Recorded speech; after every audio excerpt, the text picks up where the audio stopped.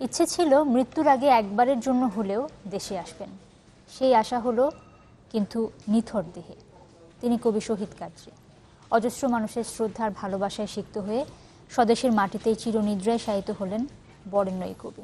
আজ জোহরের নামাজের পর ঢাকা বিশ্ববিদ্যালয় মসজিদে জানাজা শেষে তাকে দাফন করা হয় মিরপুরের শহীদ বুদ্ধিজীবী কবরস্থানে।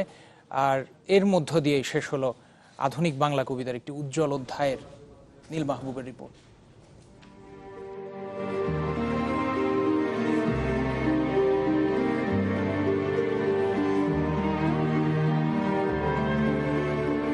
অবশেষে এলেন কবি, কাঠকফিনে শরৎ শুভ্রতায়।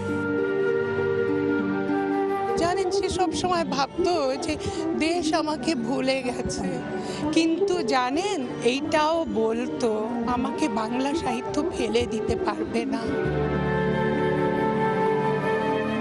অপেক্ষায় ছিল শহর, প্রতীক্ষায় ছিল ভাষা চত্বর। কোটি বাঙালির পাশাপাশি স্বাগত জানিয়েছে তাকে কেন্দ্রীয় শহীদ মিনারও। প্রেমের সঙ্গে একটি দিন না হয় কিছু জন্য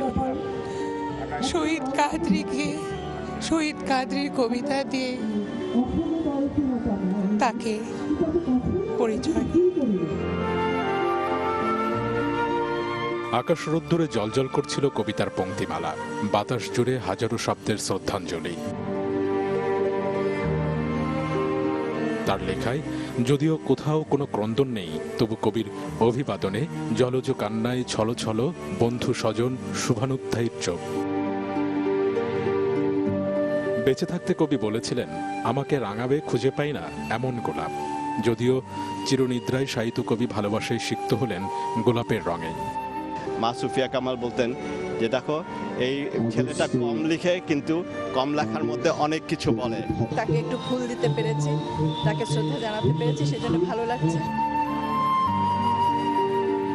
সবসময় বলেছেন দ্বিতীয় শ্রেণীর নাগরিক হয়ে থাকার মধ্যে কোনো সম্মান নাই, তার থেকে আত্মহত্যা করা ভালো। আমার দেশ বাংলাদেশ। তার কবি বেঁচে থাকে তার লেখার মধ্যে, তার কাজের মধ্যে।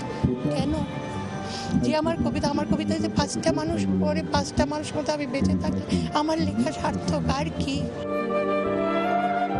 ঢাকা বিশ্ববিদ্যালয়ে প্রার্থনা শেষে কবিকে চিরনিদ্রায় শায়িত করা হয় মিরপুরে শহীদ বুদ্ধিজীবী কবরস্থানে। বুকের ভেতরে আগলে রেখেছিলেন প্রিয় স্বদেশ। এবার সেখানেই চিরদিনের ঘুম। নিভৃতচারী কবি যেন খুঁজে পেলেন কবিতার নির্জনতা। নীল মাহবুব, চ্যানেল 24, ঢাকা।